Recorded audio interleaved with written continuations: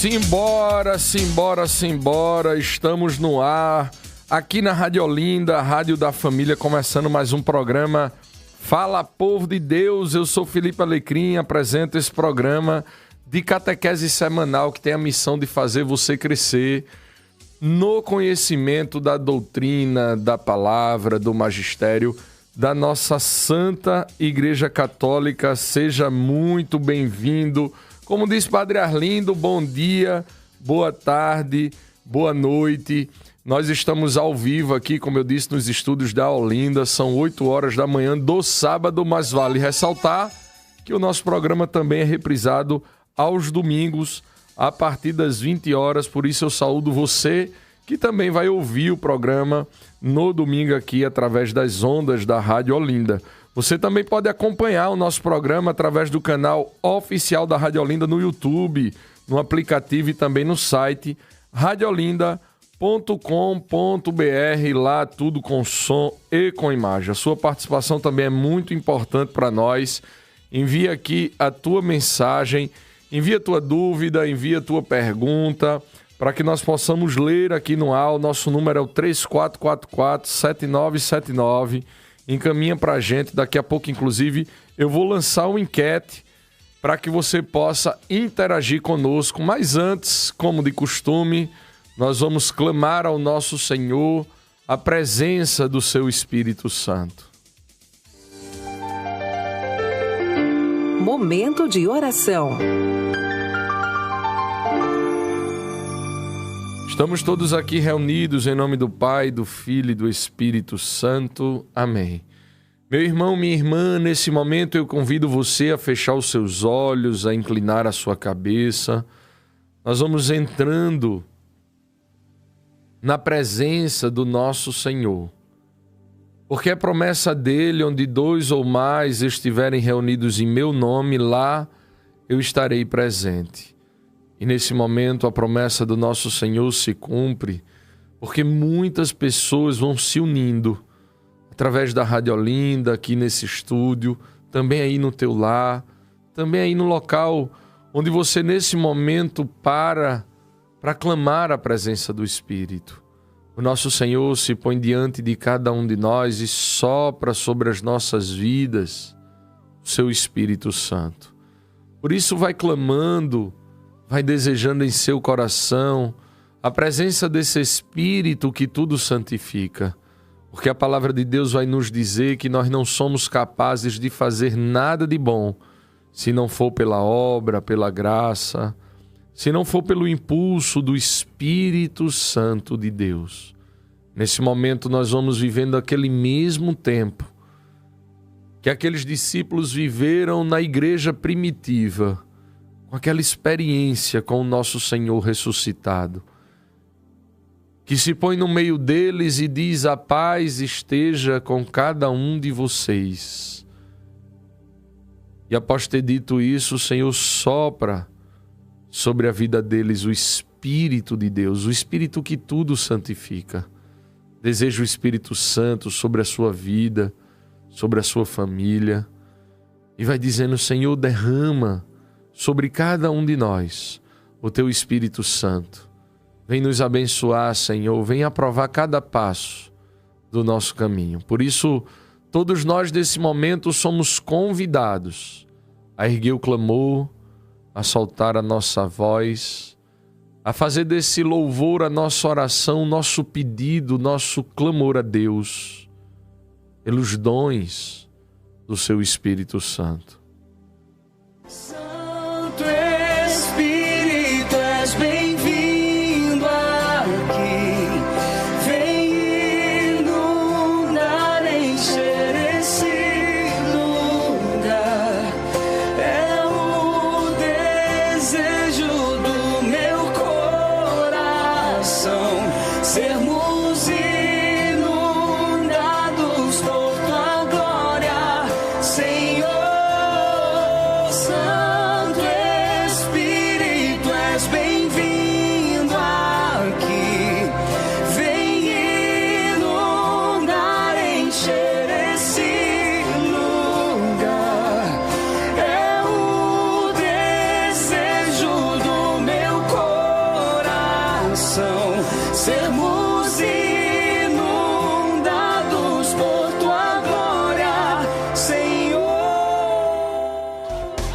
Assunto do dia. Participe dando a sua opinião. Simbora, povo de Deus, imbuídos da graça do Espírito Santo. Nós vamos hoje falar sobre a irmã Adélia, mas antes eu quero pedir que você siga o nosso programa aqui no nosso Instagram, que é o @Fala Povo de Deus Oficial, e também te pedir que você se inscreva no nosso canal do YouTube, o @Fala Povo de Deus.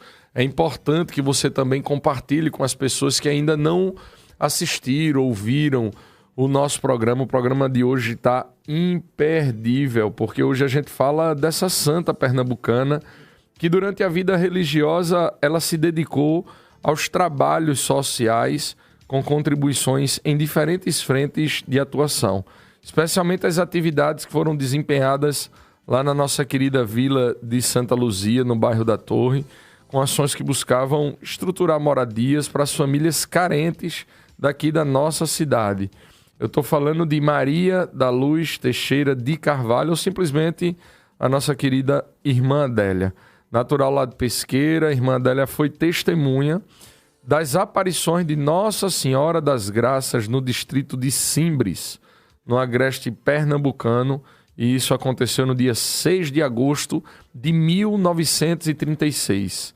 Ela que fez parte do Instituto das Irmãs da Instrução Cristã e conduziu projetos sociais, como eu disse, em várias localidades, especialmente nas periferias da nossa cidade. A religiosa também desenvolveu um efetivo trabalho entre os indígenas a partir do final da década de 80, quando retornou ao lugar das aparições marianas. Enfim, hoje nós vamos conhecer um pouco mais sobre a futura primeira santa pernambucana, irmã Adélia. Então o tema de hoje é Irmã Adélia e a sua vida dedicada à fé e à caridade. E para falar sobre esse tema, eu trago aqui no programa com muita alegria o professor Carlos André Moura, que é docente da Universidade de Pernambuco e é também presidente da Comissão Histórica e arquivista do processo de beatificação da irmã Adélia. Professor, seja muito bem-vindo. Bom demais ter o senhor aqui nos estúdios. Acho que hoje o programa vai ser imperdível. Vai dar vontade em Paulo Brito e Gabriel Correia de se tornarem santos também. Ô, glória. Professor, bem-vindo. Bom dia, viu? Muito obrigado, Felipe Alecrim, pelo convite. Eu quero cumprimentar também a todos os ouvintes da Rádio Olinda e tenho certeza que será um programa muito especial. Valeu, professor. Eu costumo dizer que a primeira pergunta é sempre a mais importante. E aí, um ponto interessante é que eu acho que as perguntas vão acontecer e as respostas não têm condições de ser curta.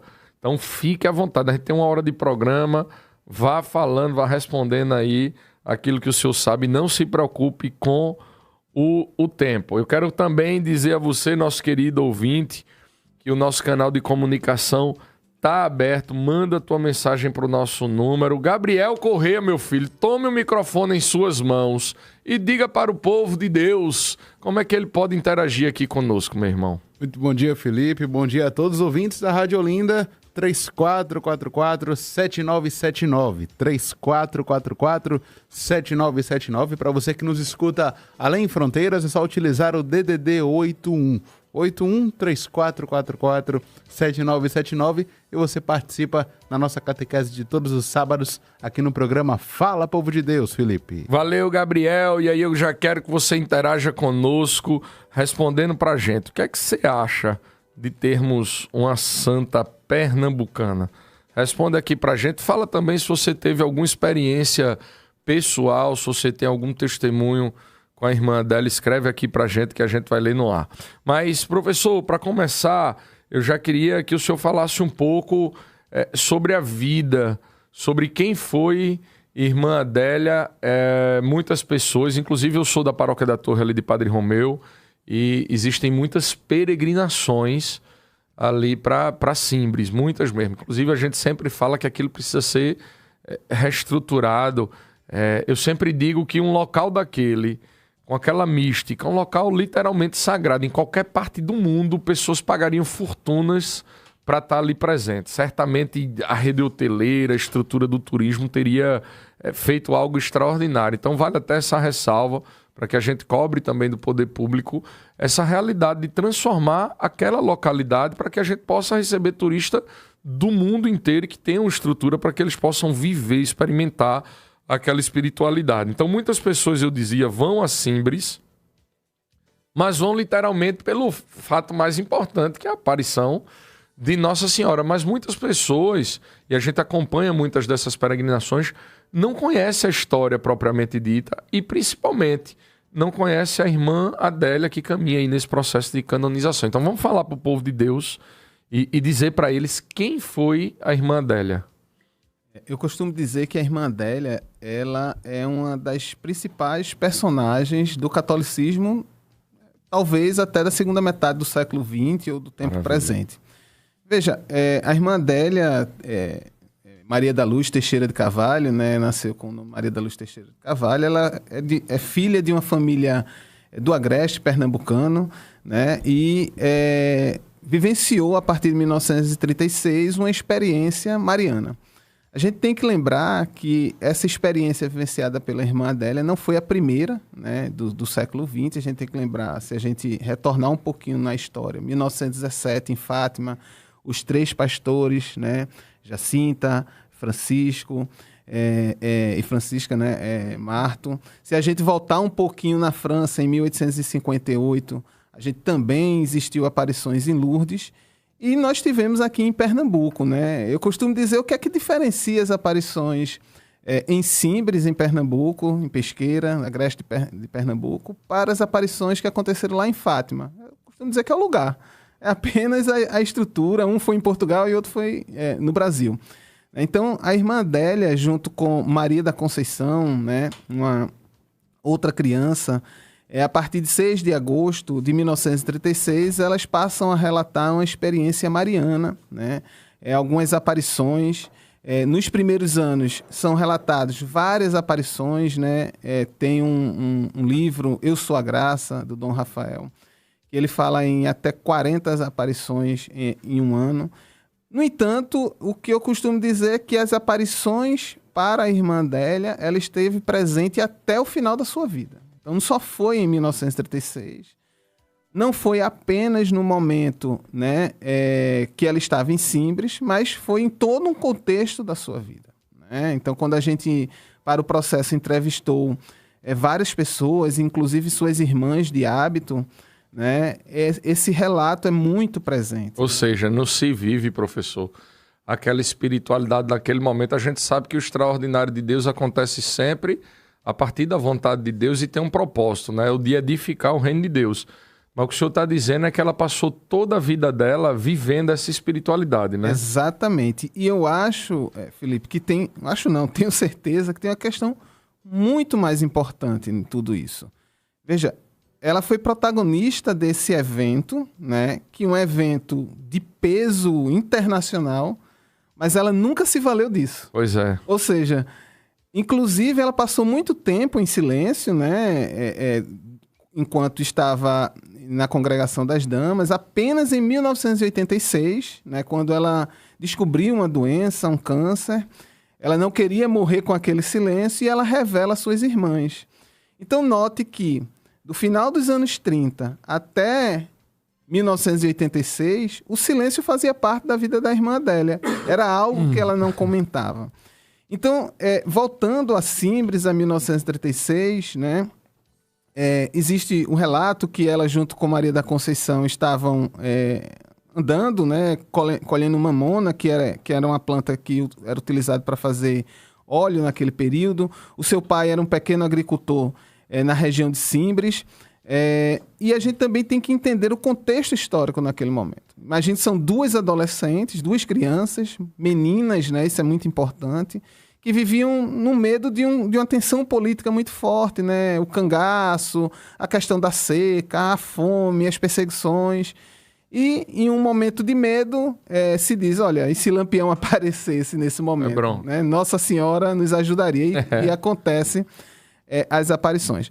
Esse é o momento específico de 6 de agosto de 1936. Né? Tudo isso continua acontecendo e, a partir desse período, o jornal pequeno, que circulava em todo Pernambuco no período, é o primeiro jornal que noticia esses eventos. E noticiam de forma bastante genérica. Né? 2 crianças dizem que viram Nossa Senhora no interior do Pernambuco. e aí começa uma grande devoção àquele lugar. Eu costumo brincar que a primeira pessoa que tem ressalvas, né, para um processo de aparição é o bispo. Verdade. Porque vai dar muito trabalho à sua Isso. diocese. E naquele período, o bispo, Dom Adalberto, ele, né, tem ressalvas, e eu acho que a ressalva é extremamente necessária. Claro. Porque é preciso trabalhar esse evento com muita responsabilidade. Sem dúvida. Você está mexendo com questões de crença, de fé e de sensibilidade, e uma questão muito séria para a Igreja Católica. Né? Você está, entre aspas, criando uma devoção. As pessoas vão procurar aquele lugar, vão buscar graças, vão buscar milagres, vão apenas conhecer, vão fazer de tudo. Então, essa experiência ela precisa ser muito bem analisada, porque durante toda a história nós já tivemos experiências que foram construídas do nada. Então, o Dom Adalberto ele constrói várias comissões, né, para analisar o fato. A principal comissão que ficou conhecida foi protagonizada pelo padre Kerler, José Kerler, e o frei Stefan Rottinger, né, 2 religiosos alemães que estavam no Brasil, e eles fazem uma apurada investigação, né, para saber se as crianças estavam dizendo a verdade. Isso é muito natural, isso foi feito em Fátima, isso foi feito em Lourdes, isso foi feito em vários outros lugares. E antes disso, as crianças foram levadas a médicos, a psicólogos, né, a psiquiatras, e nada foi constatado de anormalidade. Só para ilustrar e para a gente continuar, um dos pontos interessantes da metodologia, vou chamar assim, utilizada pelos 2 padres foi: separa as crianças e fazem perguntas dos crianças. A ver se a história vai bater. As mesmas perguntas às 2 crianças em 2 lugares diferentes. Só que tem um pequeno detalhe. Algumas perguntas foram feitas em alemão e latim, né? E as crianças não eram nem alfabetizadas direito, né? Assim, a gente tem que lembrar, Simbres, muito distante da capital. Ah, tá. A pergunta não era... Desculpa, professor. A pergunta não era sobre o que elas tinham visto, mas era uma pergunta para que elas pudessem... Não, era perguntas relacionadas ao evento relatado. Ah, Nossa tá Senhora, as aparições. Entendi. Então, separaram as 2 e foram feitas perguntas em alemão e latim. As crianças responderam a pergunta condizente com, né, o que estava sendo indagado. Então, assim, como 2 crianças que não eram alfabetizadas, não tinham conhecimento de língua, não tinham, trazem essa resposta. Então, no entanto, não é muito fácil nesse período você ter 2 crianças protagonistas, você ter todo um contexto de construção de uma devoção, né? Isso é muito complicado, né, para o período.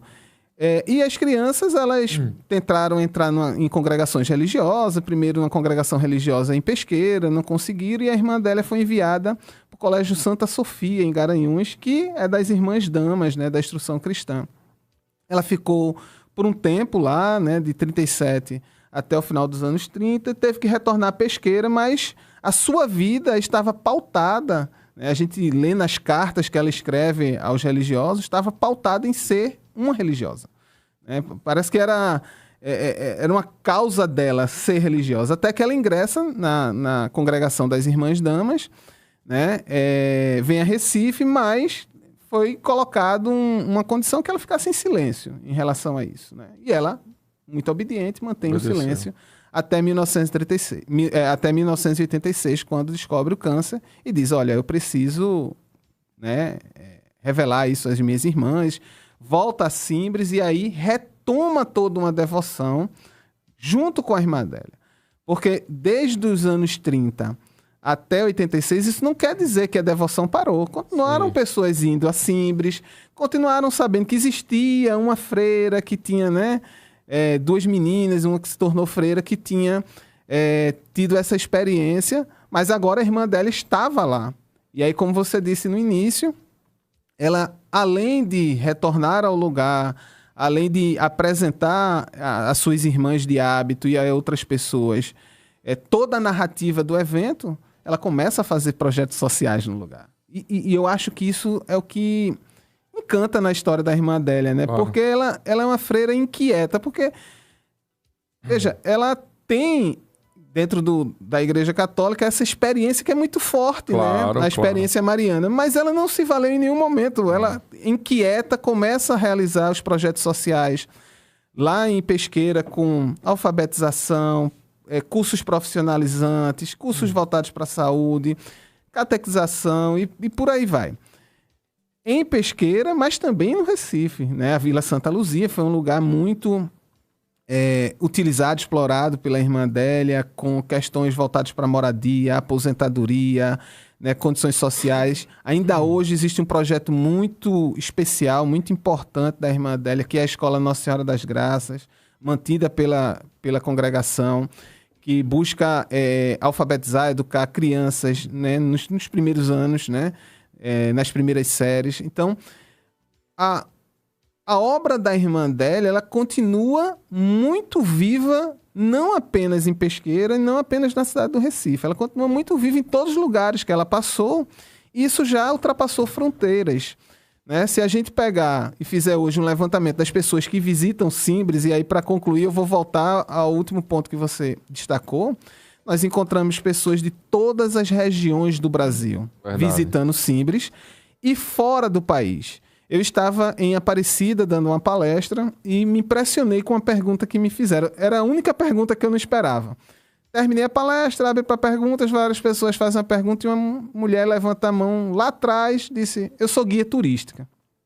Eu achei muito estranho, como é que um guia turista está assistindo uma palestra sobre a Igreja Católica aqui? E eu vim lhe perguntar como é que estão as condições de turismo em Simbres, porque, veja, eu estava em Aparecida, o centro, né, do catolicismo no Brasil. Muitas pessoas estão querendo comprar pacotes aqui, né, em Aparecida, em São Paulo, para conhecer Simbres, para conhecer a história da irmã Adélia lá em Pernambuco, e eu preciso me estruturar, né? Então, a devoção em torno de Nossa Senhora das Graças, em torno da irmã Adélia, em torno de todo esse contexto, ela tem gerado uma atividade religiosa, econômica, muito intensa. A gente encontra pessoas de todo o Brasil, pessoas de fora do país, né? Seja no turismo devocional, seja no turismo religioso, ou seja para conhecer o lugar. Às vezes não é católico, mas está lá conhecendo o lugar. Claro que a grande maioria são de católicos, né? A última vez que eu conversei com o padre Edivaldo, que está lá na região, né, dando assistências aos fiéis, nós tivemos final de semana, em um dia, 5.000 pessoas passando pela região das aparições, né? E é uma região que a cada dia tende a aumentar. Nós entregamos há umas 2 semanas o processo de beatificação e canonização da irmã Adélia e esperamos aí que esse processo siga e isso vai aumentar com toda certeza essa devoção. Eu não tenho dúvida, professor. Interessante que o senhor fala, primeiro da característica da irmã Adélia, e isso já, obviamente, imprime nela esse caráter de santidade, ou seja, uma pessoa separada para Cristo Jesus. Isso certamente é um adjetivo e a gente pode classificar que todos os santos viveram essa realidade da humildade, do desejo de ir ao encontro do próximo, de ser o próprio Cristo na vida dos irmãos. E outro ponto interessante que o senhor toca também é a forma rigorosa com que a igreja faz esse levantamento para atestar, para testificar que de fato ocorreu a aparição.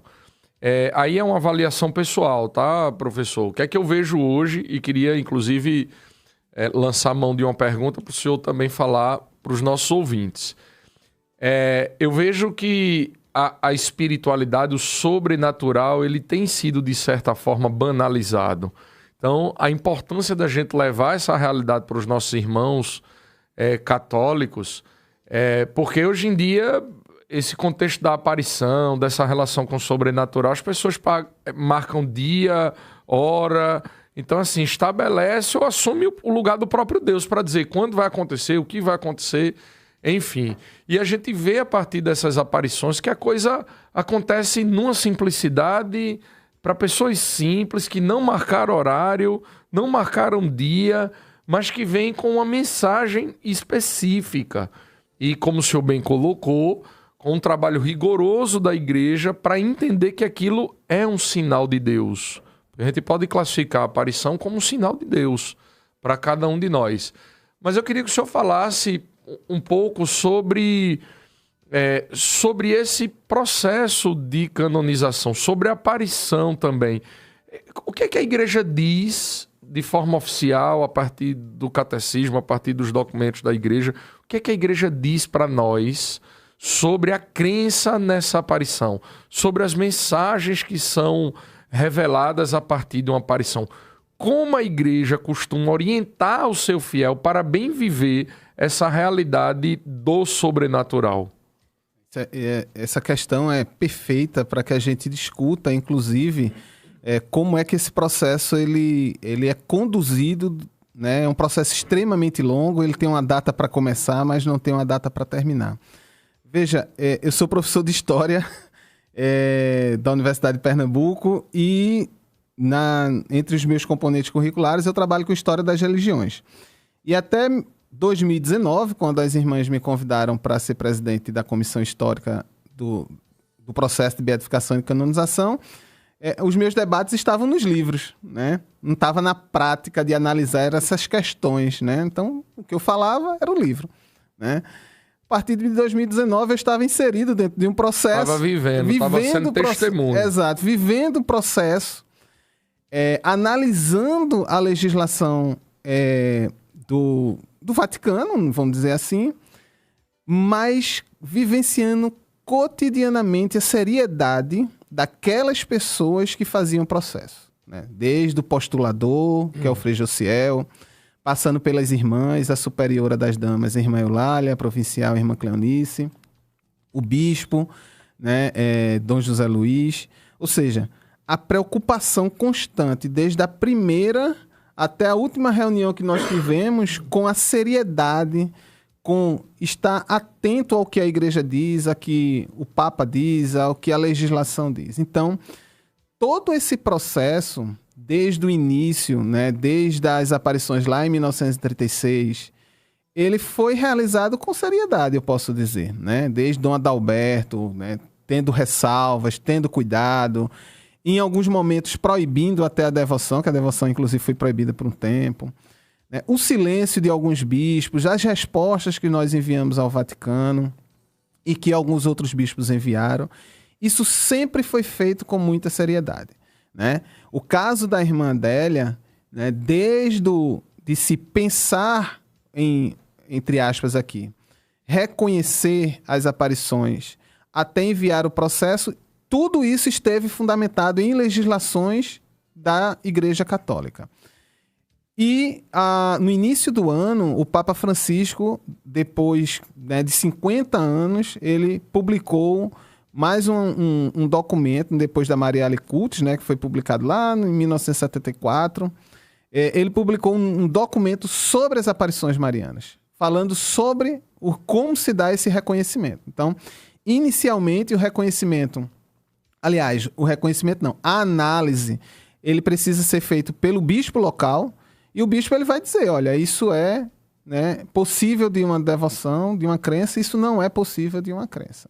Para você ter ideia, né, a Diocese de Feira de Santana coloca que não é possível, né, de uma devoção, né, as aparições em Anguera, né, protagonizada por Pedro Regis. Por quê? Porque há uma valorização do personagem, ganhos financeiros, ganhos políticos e por aí vai. Existem outras documentações, o próprio livro que conduz o processo de beatificação e canonização tem um capítulo específico para aparições marianas, aqueles videntes, né? Aqueles videntes. E lá ele coloca, eu acho que são 5 pontos, né? Como a aparição ou o personagem ele pode ser reconhecido, pode ser da seriedade. E aí, entre eles, não ter ganhos próprios, né? Não valorizar a figura pessoal, não ter ganhos financeiros, não ir contra a Igreja Católica e ser benéfico à devoção e à fé. E aí, durante o processo da escrita da documentação para mandar para o Vaticano, a gente colocou todos os pontos. E saímos listando. Primeiro ponto, irmã Adélia, ok. Segundo ponto, ok. Todos ela atendia. Se a gente fosse botar um checklist, ela atendia absolutamente todos, atendia até mais. Então, assim, a igreja ela é muito séria nesse processo. Ela tem uma documentação, ela tem uma legislação quanto a isso. E para isso, o bispo de Pesqueira, o Dom Luiz, no dia 2 de outubro de 2022, ele publicou a carta pastoral, sua segunda carta pastoral, reconhecendo, olha a palavra, reconhecendo as presumíveis aparições em Simbres, né?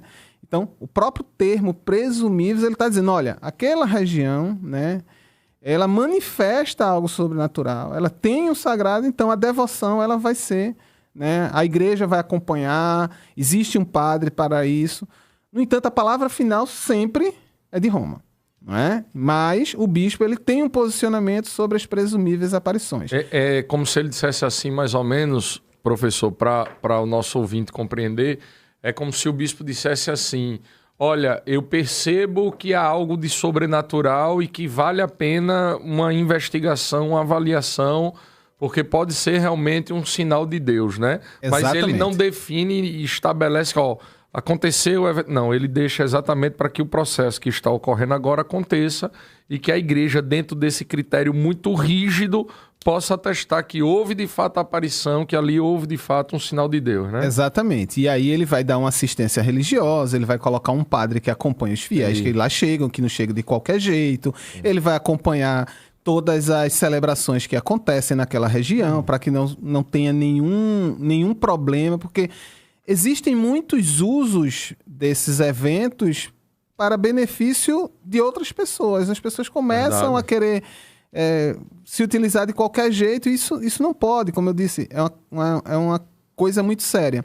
E todo esse processo, todo esse material, logicamente, ele vai ser enviado para Roma, e foi enviado para Roma, e ele vai ser analisado, né, pelas instâncias, pelos dicastérios, né, que são como se fossem os ministérios, as secretarias do Vaticano, para que o Vaticano ele dê um posicionamento. Processo de beatificação e canonização, o Vaticano ele vai analisar o que nós, do processo das comissões, entregamos ao Vaticano. Então, por isso que nós entregamos um material extremamente consistente, com várias informações. Veja, o tribunal ele foi oficialmente aberto em março desse ano, né, quando nós recebemos autorização do Vaticano dizendo, olha, nada consta que impeça a abertura desse processo. Mas nós estávamos trabalhando desde 2019. Sim. Desde 2019 nós coletamos informações, documentos, circulamos várias regiões, Recife, Olinda e Recife, Pesqueira, Garanhuns, Buíque, Arco Verde, Roma, pesquisamos em Roma, pesquisamos em Brasília, pesquisamos na Biblioteca Nacional, até que formamos entrevistas, nós temos várias horas de entrevistas, até que formamos um grande relatório da Comissão Histórica. E o que é esse relatório da Comissão Histórica? Talvez seja a parte mais tranquila de se fazer, vamos dizer assim, porque nós escrevemos uma biografia sobre a irmã Adélia, né? Ou seja, uma biografia sobre o candidato a santo. Então, o processo de Frei Damião, de Dom Helder, de Dom Vital, que também estão tramitando, nós escrevemos uma grande biografia, né, falando sobre sua história de vida, sobre sua vida e virtudes. E aqui eu queria destacar algo muito importante. O processo de beatificação e canonização da irmã Adélia não é porque ela teve a experiência mariana. Não. É devido à sua vida e virtudes durante toda a sua história de vida. Até porque, querendo Deus, ele faz Nossa Senhora aparecer até para Paulo Brito, até para Gabriel Correia. Eles que buscam a santidade, mas que não estão ainda no grau de irmã Adélia. Mas interessante isso.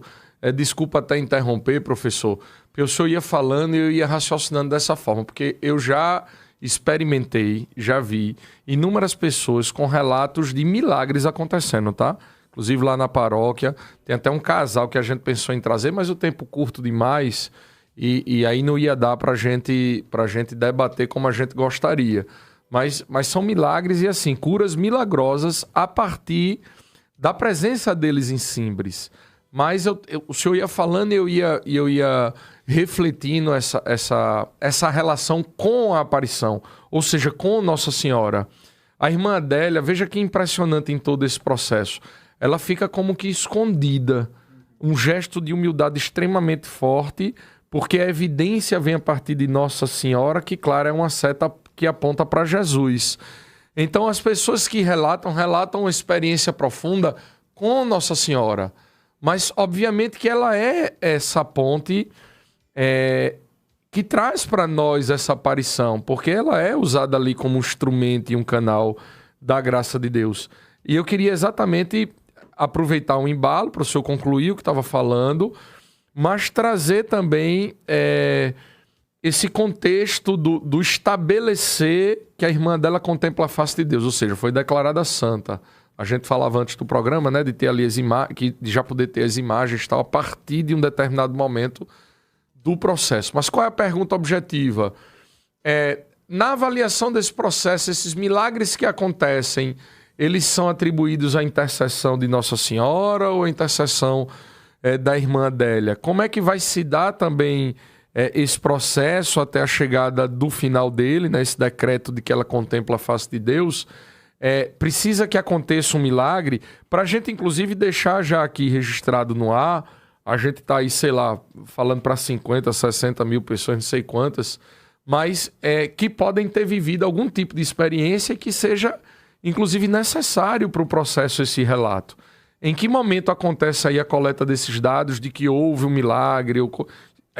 Concluo o que estava dizendo, professor, e também já adentre nesse aspecto do processo em si, para a gente concluir essa parte. Ótimo.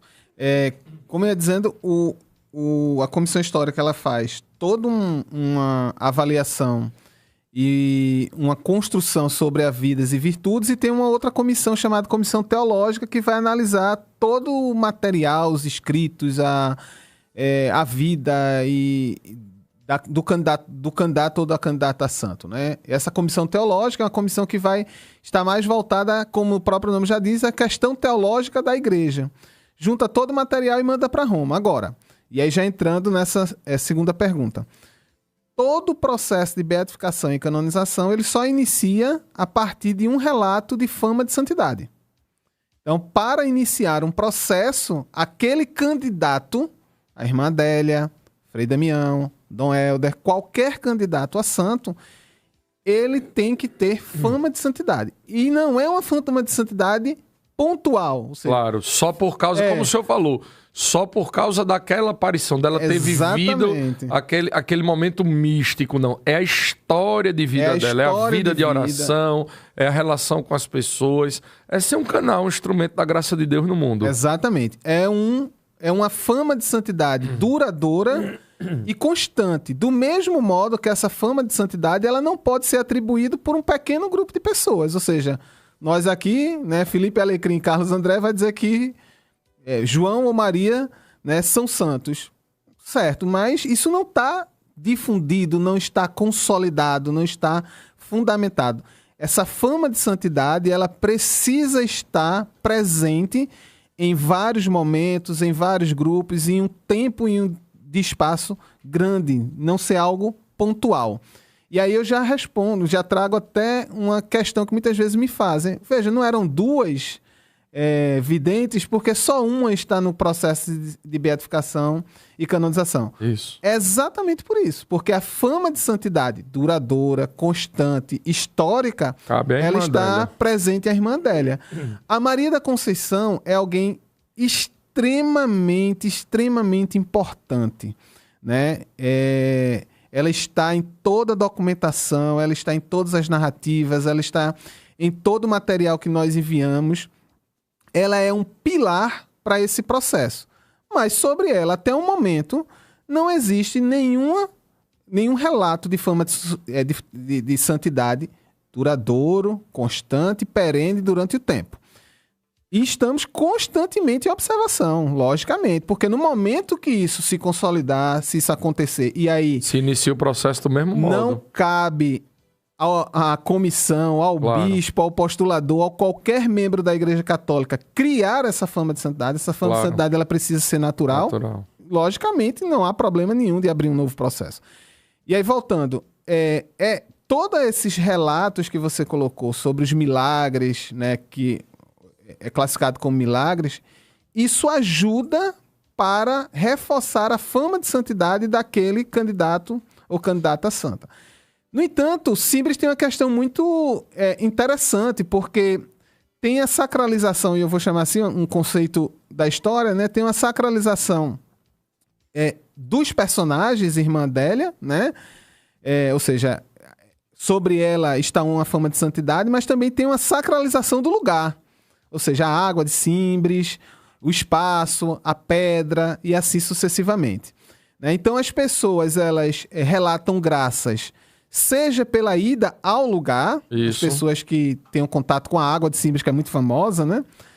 Mas também relatam graças alcançadas por intercessão da Irmã Adélia. Então, note que a sacralização está em dois lugares. Estão em dois lugares.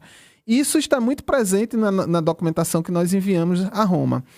Todos esses relatos que você destacou, e a gente conhece vários relatos, né? Esse casal que você colocou, né? Nós temos relatos de curas relativa à cólera, nós temos relatos de gravidez, de crianças que estavam doentes, do câncer. Cura de câncer. E são vários os relatos. Eles estão presentes dentro do processo, mas todos, né, caracterizados como uma fama de santidade. Ou seja, para que nós possamos caracterizar como milagre, aí vem a seriedade da coisa. Roma, ela possui uma comissão de médicos e cientistas que vão investigar esses casos. E esses casos não são investigados. Chegou lá, olhou um exame e disse, pronto, sou um milagre. Não. É uma investigação extremamente séria que começa na igreja local. A igreja local, não tendo uma resposta da ciência, manda para Roma. E aí Roma, não tendo uma resposta da ciência, e aí é um milagre. O que é uma resposta da ciência? Um caso hipotético aqui. Ou a luz do sol que bateu, aí espelhou e ela achou que era uma visão e não era. Aí, exato. Pronto. Domingo retrasado eu participei de um processo de beatificação e canonização lá na Praça de São Pedro e o milagre foi o seguinte. Um indígena, ele foi mordido na cabeça por uma onça. Né? Ele mordeu a parte de trás e ele já tinha sido decretado a morte cerebral. Né? Ou seja, já estava morto, né? E, inclusive, a gente conversou com um dos peregrinos, né? Nós conversamos com um dos peregrinos e disse, olha, o cheiro já estava cheirando mal a ferida. E aí, começaram a pedir a intercessão lá do santo, agora nem me lembro o nome dele, não me recordo, foram 13 canonizados, pediram a intercessão e ele acordou. Minha nossa. Né? E ele estava lá, inclusive. O indígena não foi, mas outros estavam lá. O indígena terminou indo. E ele acordou e tá aí. E aí, a investigação dos médicos iniciais. Tem uma explicação científica? Não. Não. Ele já estava decretado morto. Roma, tem uma explicação científica para isso? Não. Sei o que é que aconteceu. Então, Pronto. também tem um detalhe, né, professor? Aí só para ficar claro esse ponto. A ciência justificou aquilo, não houve milagre. Simples assim, né? Exato. Então, o processo do milagre precisa ter, obviamente, o contexto místico. Exato. A ciência explicou, não é milagre, não existiu sobrenatural. Os pastorinhos de Fátima, Francisco e Jacinta, né? Inclusive, o milagre foi aqui no Brasil, no Paraná. A criança caiu de cabeça para baixo do 3º andar, né? Uma criança, imagina, caindo de cabeça para baixo do 3º andar, decretado morte encefálica no hospital. Antes de desligar todos os aparelhos, aquela coisa toda, né? E fazer o enterro, a família pediu um tempo para fazer uma oração, um pedido, né? Pegaram lá o texto e fizeram um pedido, né? Para a criança, e a criança acorda. Veja, outro caso, que da Irmã Dulce, muito conhecido aqui. O devoto, né, era cego há décadas. Veja, ele era cego há décadas. E ele sentia muito queimor nos olhos, né, ardia muito. E ele pede, né, pela intercessão da Irmã Dulce, que o queimor diminuísse, parasse, que ele não sentisse mais aquilo. E no outro dia ele acorda e está enxergando. E aí olha para as pessoas e diz, não, eu tô lhe vendo. As pessoas, não, para de brincadeira, né? Você é cego há décadas. Como assim? Não, eu tô lhe vendo, você tá vestido de tal forma. Então tá enxergando realmente. Vai ao médico e o médico não explica porque ele tá enxergando. Mas poderia, a córnea poderia ter se regenerado, aquela coisa toda, Sim. etc e tal. Aí vai a Roma não explica. E qual é a grande curiosidade? Ok, ele tá enxergando. Quando há uma avaliação específica da sua córnea tá morta. Então como é que ele enxerga? A ciência não explica. Graças de Deus. Pronto. Aí é decretado milagre. E aí, só concluindo, veja, nós entregamos o processo. O processo agora entra na fase romana. Então, vai ser analisado em Roma, né? Então, vai ter um postulador lá em Roma para abrir o processo, analisar a documentação, ver se está tudo ok. Roma pode pedir mais informações ou não. Feito isso, é feito um documento chamado position, né, que é pelo postulador, ou seja, ele vai dar, como o nome já está dizendo, a sua posição em relação àquilo. E aí o candidato a santo pode se tornar venerável, né? E aí sim, aí depois disso, para a beatificação, um milagre, para a canonização, um milagre. Então, esses milagres, eles podem acontecer rapidamente, eles podem demorar, tem processos que duram 5, o processo de João Paulo II, salvo engano, acho que durou 7 anos, né? Foi um processo rápido. O processo da irmã Dulce, eu acho que foi aberto em 1992, mas temos processos que já estão há mais tempo, como o de Dom Vital aqui em Pernambuco. Então, não há um tempo assim. Quando ela vai se tornar santa? Não é conosco agora, né? Como diz o postulador Frei Josiel, né? É pela graça de Deus Graça agora. de Deus. Né? Então, é algo que a gente não tem como intervir. Não tem ingerência. Esse é o nosso programa Fala Povo de Deus, a sua catequese semanal, que aproxima você do conhecimento da doutrina da nossa Igreja Católica, hoje falando sobre a irmã Adélia, que, como Nossa Senhora, é uma seta que aponta para Jesus. Minha mãe é a Virgem Maria, ela que agora vai me acolher, me abraçar, me perdoar, me compreender, me acalmar, me ensinar, me educar, me formar, me amar. Minha mãe é a Virgem Maria, ela que agora vai me acolher, me abraçar, me perdoar, me compreender, me acalmar, me ensinar. Simbora, povo de Deus, impulsionados pela graça de Deus através das mãos da nossa mãezinha, Nossa Senhora das Graças de Simbres. Eu quero trazer a tua participação, manda aqui tua mensagem. Se você tem alguma dúvida, se você tem algum testemunho, inclusive a gente lançou uma enquete aqui. O que é que você acha da irmã Adélia? Você já teve algum testemunho, alguma história aqui para contar sobre a irmã Adélia? Manda pra gente, que a gente vai ler aqui no ar. Diz pra gente o que é que você acha de ter uma santa pernambucana. O nosso WhatsApp, o 3444-7979. Professor, o ouvinte não se identifica aqui, diz assim: para mim o senhor já respondeu, mas vou repetir aqui a pergunta, tá? Sabemos que a santidade ela é reconhecida por um conjunto de fatores e a vivência das virtudes evangélicas é uma delas.